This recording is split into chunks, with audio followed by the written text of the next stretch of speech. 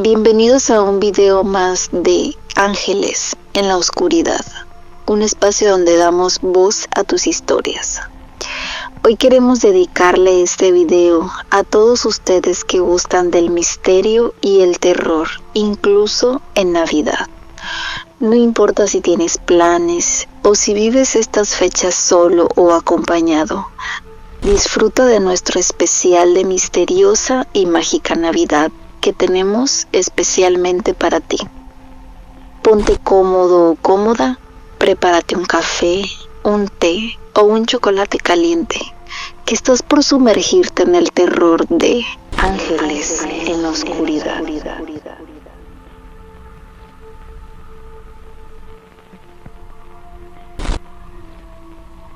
Mi casa se encuentra ubicada en Cerro del Vigilante, en la colonia Romero de Terreros. Es una casa común, solo que un poco vieja. Cuando la compraron mis padres, ya tenía un par de décadas de ser construida, y eso fue hace 18 años. De chico, uno cree en fantasmas, pero le da una explicación irreal, como si fueran seres que vinieran de otro planeta, específicamente a asustarnos. Con el tiempo, he aprendido que esa tal vez no sea la razón más veraz, ya que he llegado a la conclusión de que los fantasmas sí existen, pero no para hacernos la vida miserable, sino para mejorar la suya. Tenía 8 años cuando ocurrió el primer suceso paranormal en mi casa. No sé si llamarlo así, pero recuerdo el miedo escalofriante que sentimos mi hermana y yo. Dormíamos en el mismo cuarto cuando un día, al estar ya a punto de entrar al país de los sueños, nos despertaron unos pasos un tanto toscos cerca de la puerta de nuestra recámara. Mi hermana en su cama y yo en la mía permanecimos asustadas sin decir palabra alguna, hasta que decidimos pasar la noche en el cuarto de mis padres. Los años pasaron y los sucesos no se detuvieron. De hecho, se han vuelto una constante y algo con lo que hasta cierto punto hemos aprendido a vivir. Hace algunos años, cuando mi hermano tenía unos 9 años, estaba jugando en su cuarto, cuando de pronto vio a un hombre viejo parado en el pasillo. Fue hacia mi mamá y le preguntó que por qué había un hombre en la casa. Cuando mi mamá asustada fue a revisar, ya no había nadie. Al poco tiempo se acercó la Navidad. Recuerdo que estaba en mi cuarto arreglándome para la cena, cuando de pronto oí que gritaban mi nombre. Era una voz femenina, por lo que intuí que era mi mamá, la única mujer en la casa en ese momento. Jessica, oí, y yo reaccionando contestaba, ¿qué? Después de 3 veces de que me gritaran, me harté y salí a buscar a mi mamá para ver qué era lo que quería, y resultó que nadie me había llamado. Esa misma Navidad, toda mi familia se encontraba sentada en la sala y la puerta estaba abierta. Mi hermana vio pasar a un hombre vestido de blanco y se desconcertó, pero pensando que era una alucinación decidió no hacerle caso. Casi inmediatamente después su mirada se juntó con la de mi tía, quien había visto la misma imagen en el mismo lugar. Por otra parte, hace apenas unas semanas me encontraba muy preocupada buscando un libro. Se lo había pedido a mi papá y me dijo que no lo tenía. Entonces busqué en internet el cuento que necesitaba leer del libro, pero no corrí con suerte. De pronto sonó el teléfono. Para ir a contestar se debe pasar por enfrente de un librero, y es entonces que me detuve en un punto sin saber la razón. Cuando regresé de contestar la llamada, volví al punto donde me había quedado pensativa, y ahí estaba el libro que buscaba. Todas estas historias son reales, y ha pasado tanto tiempo desde que nos mudamos que me he acostumbrado a la idea de que alguien cohabita con nosotros. Quizá es alguien muy culto que lee en sus ratos libres, o tal vez sea alguien que vivía en la que ahora es mi casa, que simplemente la extraña y merodea por sus pasillos en busca de tranquilidad, escapando un poco, quizá, del ajetreado mundo espiritual.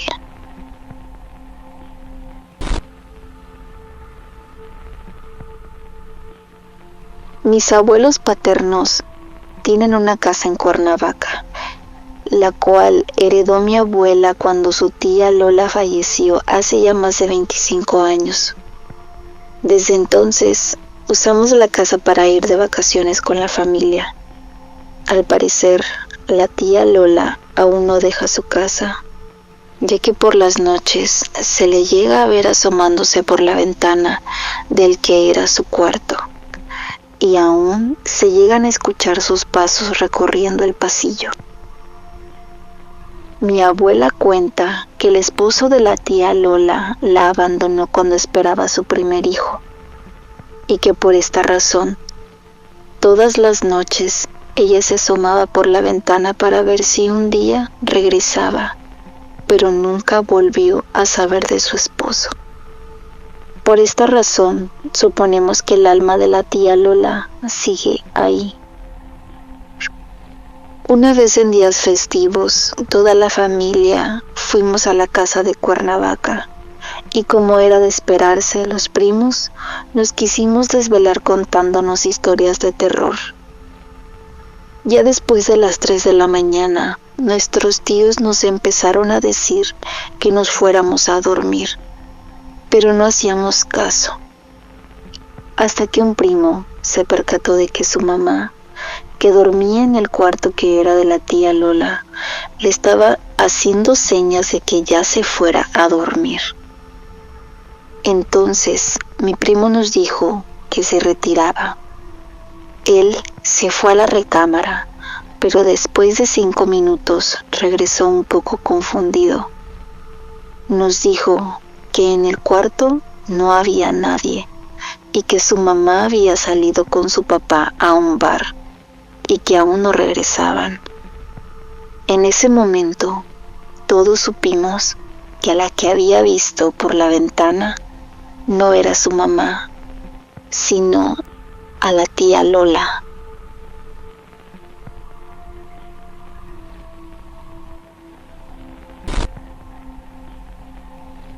Esto me sucedió hace 3 años por la colonia San Bernabé. Cada determinado tiempo pasa una peregrinación o algo así, en la que llevan la imagen de lo que se conoce como Niño Dios. Pues bueno, en esa ocasión a mi mamá se le ocurrió prestar su casa para que esta imagen religiosa pasara la noche y se le realizara un rosario, que es como una oración en la que dan gracias al santo por diferentes favores que dicen que les cumplió. Bueno, el caso es que me era indiferente esa cosa y no me quedé al dichoso rosario. Como que me daba igual que estuviera o no. Esa noche no pude dormir ya que me la pasé escuchando ruidos en la sala, que fue donde se quedó. Pero como una ventana estaba rota, lo único que pensé era que el aire movía las flores y los juguetes que acompañaban a dicha imagen. Como mi mamá me había platicado que decían que el santo se movía en las noches, pues me sugestioné, y ya de eso no pasó a más. Lo raro sucedió al otro día con mi padre, ya que es extremadamente fiel a ese santo. Estaba yo viendo la tele en la sala. La tele estaba frente a mí y la imagen a mi lado izquierdo. En eso, entra mi padre y mueve un poco la tele hacia la izquierda, argumentando que el niño también quería verla, según él. Lo primero que pensé fue, qué tontería, pero no lo dije. Esperé a que mi papá se fuera a trabajar y regresé la tele a la posición en la que estaba, porque no alcanzaba a ver bien la pantalla. En un comercial fui a la cocina por algo de comer y cuando regresé a la sala, la tele estaba volteada así como mi papá la había dejado. Después de eso, lo primero que hice fue salirme al patio con los perros y no volví a meterme hasta que se llevaran la imagen. Ese mismo día por la tarde. Suena algo simple y no me dio mucho miedo que digamos, pero sí me dejó pensando mucho tiempo sobre qué pasó o cómo diablos se volteó la tele otra vez.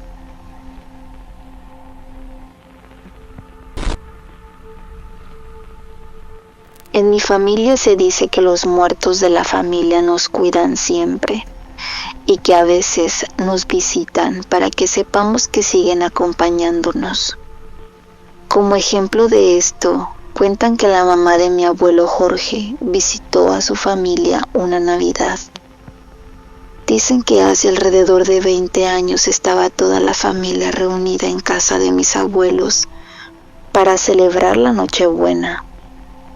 La familia estaba sentada en la sala antes de cenar, recordando a mi difunta bisabuela y los platillos que solía cocinar para esas fechas. De repente, se apagaron las luces de la sala y quedaron encendidas las del resto de la casa. Mi abuelo, que es ingeniero civil y arquitecto, dijo que seguramente se había quemado un fusible o había ocurrido un corto en esa parte de la casa. Para sorpresa de todos, las luces se encendieron y se volvieron a apagar 2 veces más. Cuando mi abuelo por fin se levantó para checar el sistema eléctrico, todos percibieron un aroma conocido que venía de la cocina. Bolitas de buñuelo con miel, como las que preparaba mi bisabuela. Mi abuela fue a la cocina y encontró el platón de la bisabuela vacío sobre la mesa. Finalmente, las luces se encendieron de nuevo. Mi abuelo solo dio las gracias por la visita y le deseó una feliz Navidad a su mamá.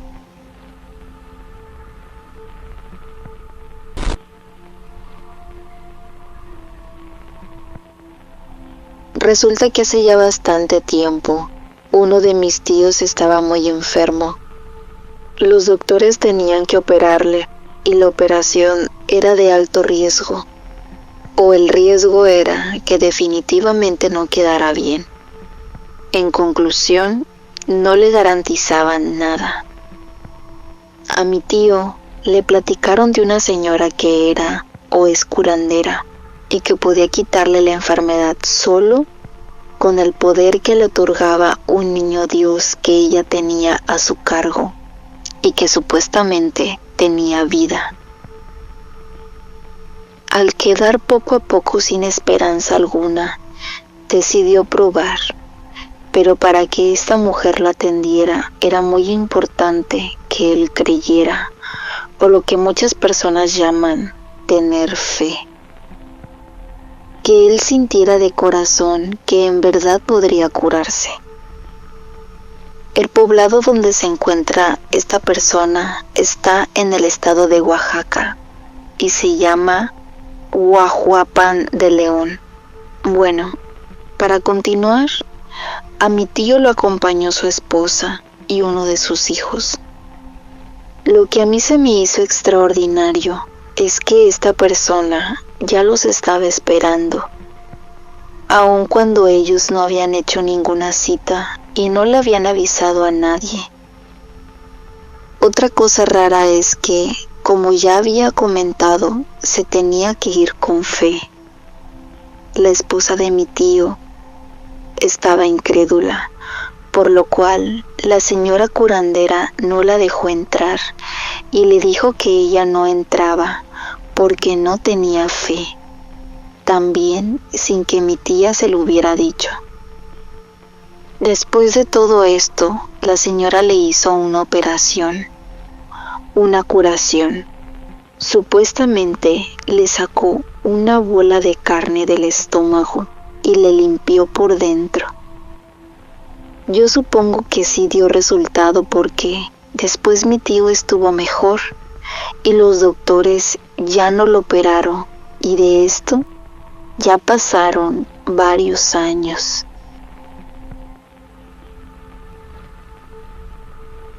¿Sigues ahí? Creí escuchar un sonido afuera. ¿Será Santa? O quizá alguna criatura extraña que solo espera que vayas a dormir. Bueno, no importa. Que nosotros continuamos con más misterio en Navidad.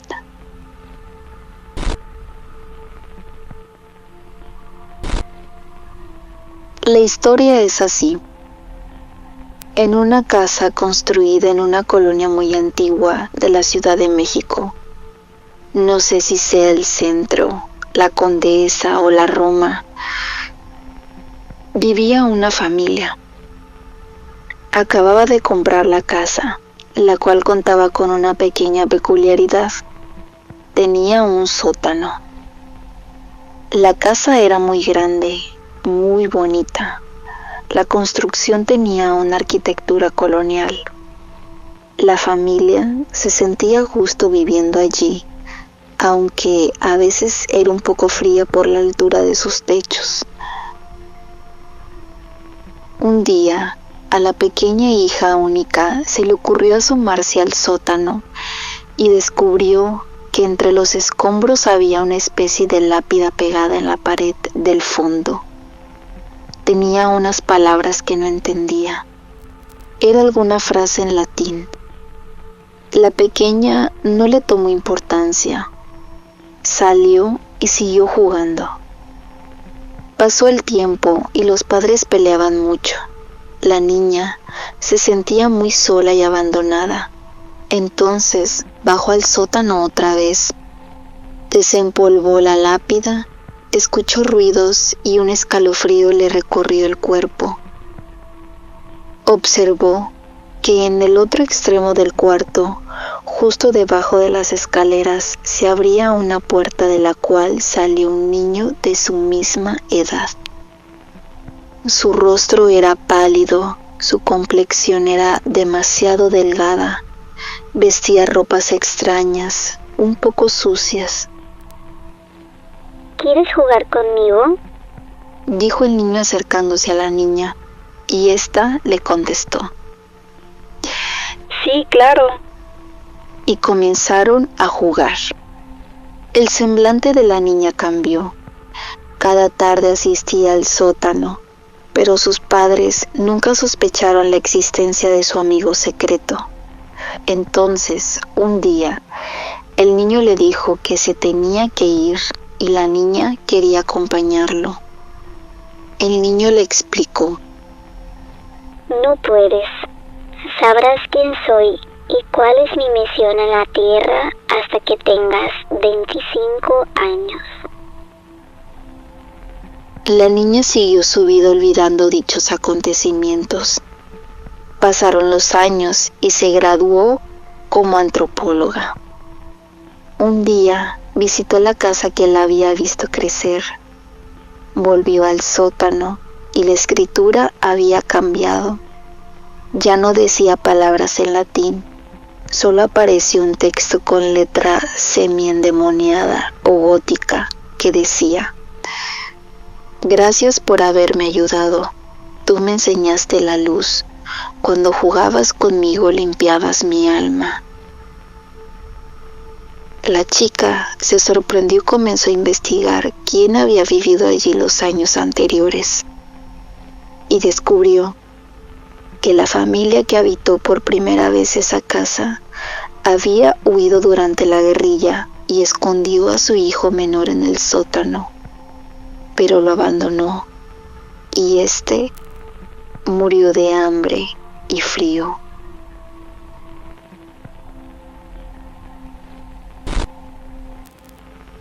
Un día, como era mi costumbre, fui a visitar a mi abuelo de 88 años. Él no se percató del momento en el que entré a su casa. Se encontraba en su cuarto.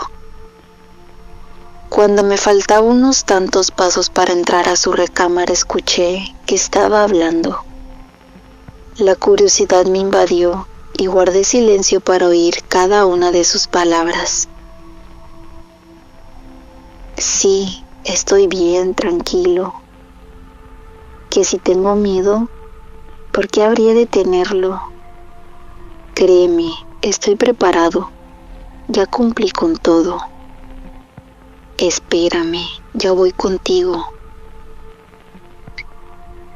Me intrigó la última frase y me decidí a entrar cuando me encontré con la sorpresa de que estaba solo. Revisé cada rincón del cuarto con la mirada y no vi ser alguno.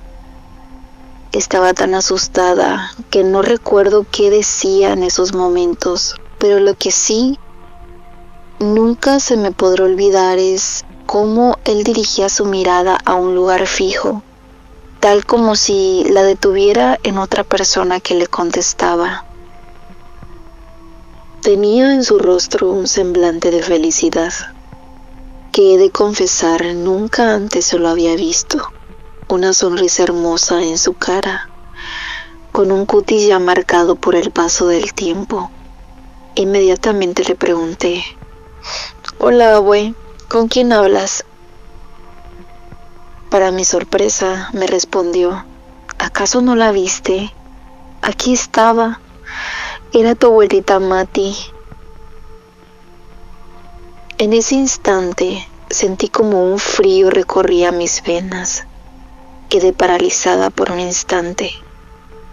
Mi abuela murió hace más de 30 años, justo 2 meses antes de la boda de mis padres. ¿Cómo era posible que me dijera que ahí estaba? Mi abuelo añadió: «Me dijo que los abrazara muy fuerte. Ven, nena, deja que te abrace».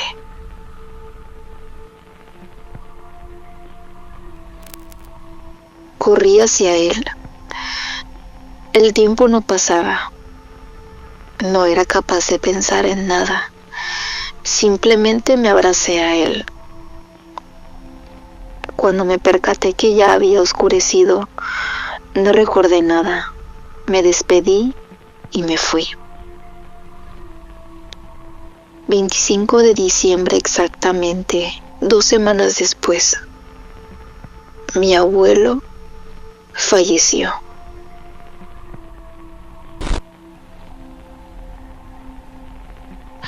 Dentro de mi familia, por lo regular, tenemos la costumbre de que cada año, en la época decembrina, nos unimos todos para ir a Progreso de Obregón, Hidalgo. Este poblado siempre, cada vez que voy, me agrada mucho, ya que todos mis primos y primas nos juntamos en las posadas o buscamos fiestas en el mismo pueblo. Nos vamos a bailar y a pasarla bien un rato. En una ocasión no muy lejana, para ser un poco preciso, hace 2 años, fuimos a una posada. Los vecinos están acostumbrados a que cada uno de ellos saca un bote de tamales o ponche para regalar en la posada y hacer más amena la fiesta. Claro que también se pone el sonido. En las tantas noches en que mis primos y yo nos fuimos a una posada, regresamos tarde, como a las 4 o 3 de la mañana. Para esto, donde vive mi tío, que es donde siempre nos quedamos hospedados cada que vamos a Hidalgo, afuera de su casa hay una banquita en la que cuando llegamos tarde nos sentamos a platicar hasta que nos amanece. Fue entonces cuando a uno de mis primos se le ocurrió hablar sobre cosas sobrenaturales. Y pues, cómo no, todos pusimos atención. Pero la historia que me llama más la atención y me dio miedo, lo confieso, fue la que uno de mis primos del mismo pueblito nos contó. Mi primo contó que otro de sus primos, que era mudito, se empezó a comportar de una manera muy rara. Todos se preguntarán, ¿en qué aspecto? Pues antes era uno de los más entusiasmados para juntarnos en el pueblo, pero poco a poco, de un tiempo para acá, era muy ermitaño.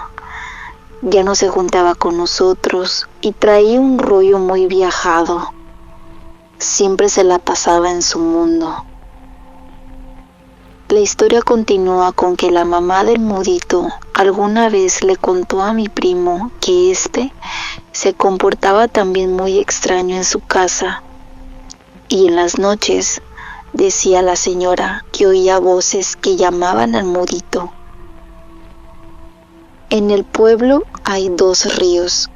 A uno le llaman el Geyser, pues siempre a las 12 de la noche el mudo se paraba y al oír las voces de alguien que le llamaba, se dirigía al Geyser. Pero para poder llegar ahí en primera, tenía que atravesar la mitad del pueblo y después pasar por unas milpas para llegar a la peña, en donde uno bajaba entre tierra y piedras.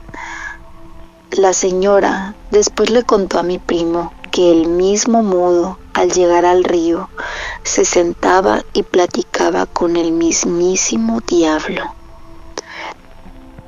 Es algo raro, ¿no? Ya que era mudo. Ese acontecimiento pasaba todas las noches. Se oían voces y el mudo siempre acudía al llamado, regresando hasta el otro día a su casa. Su madre, al ver esto, fue con una curandera del mismo pueblo para saber lo que tenía su hijo.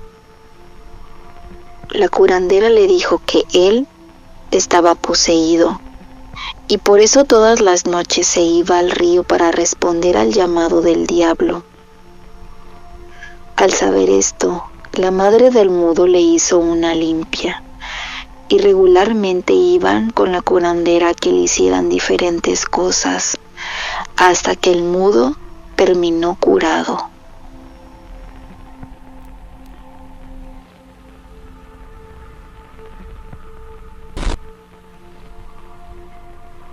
Esto sucedió una vez que fui a casa de mi abuela.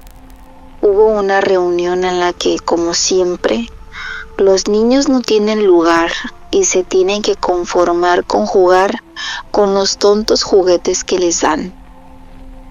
Yo estaba aburridísima tirada en la cama de mi abuela viendo la televisión, cuando de pronto entró a la recámara una señora que no conocía, pero que me inspiró confianza.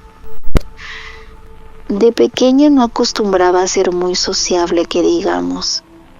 Sin embargo, me puse a platicar con la señora. Ella era una anciana de cabello canoso, muy amable. Me llamaron para cenar y la señora me dijo que fuera, que ella se quedaba un rato más en la recámara para ver la televisión. Unas semanas después, mi abuela se puso a hacer limpieza y sacó unas fotos. Yo me puse a verlas y en una de ellas estaba la viejita del otro día. Cuando le dije a mi abuela que conocía a la señora, le dio risa. Me dijo que no era posible, pero no me dijo por qué. Tiempo después me enteré de que la señora ya había fallecido cuando yo hablé con ella, que de vez en vez llega a visitar el lugar donde vivió tantos años y que ese día decidió saludarme.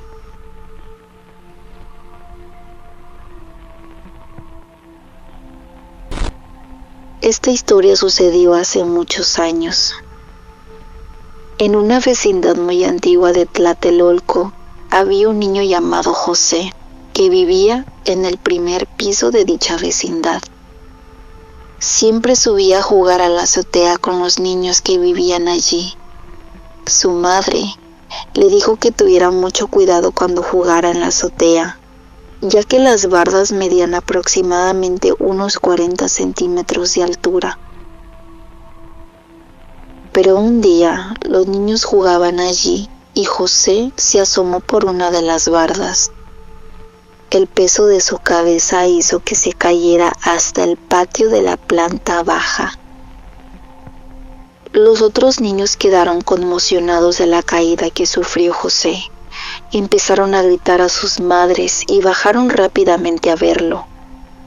La madre de José llamó a la ambulancia, pero los paramédicos al llegar no pudieron hacer nada. José murió instantáneamente. Años después del accidente, una familia que se cambió a una de las casas de la planta baja de dicha vecindad contaba que uno de sus hijos decía que jugaba con un niño en la azotea. Los padres nunca quisieron creerle, pero lo más extraño de todo es que solo los niños lo ven. Todas las familias que han vivido en este lugar y que tienen niños explican exactamente lo mismo.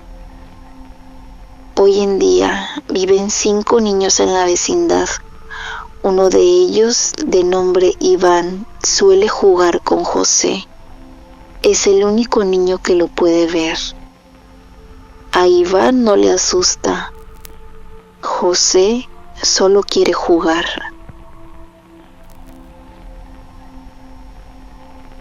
¿Llegaste hasta aquí? Si te gustó, regálanos manita arriba, suscríbete, activa la campanita de notificaciones y sé parte de la legión de ángeles en la oscuridad. No olvides compartir este video a más ángeles que amen el terror. Te damos las gracias por estar aquí y te deseamos una hermosa Navidad y próspero año nuevo. Nos vemos en nuestra próxima entrega con más terror de Ángeles en la Oscuridad.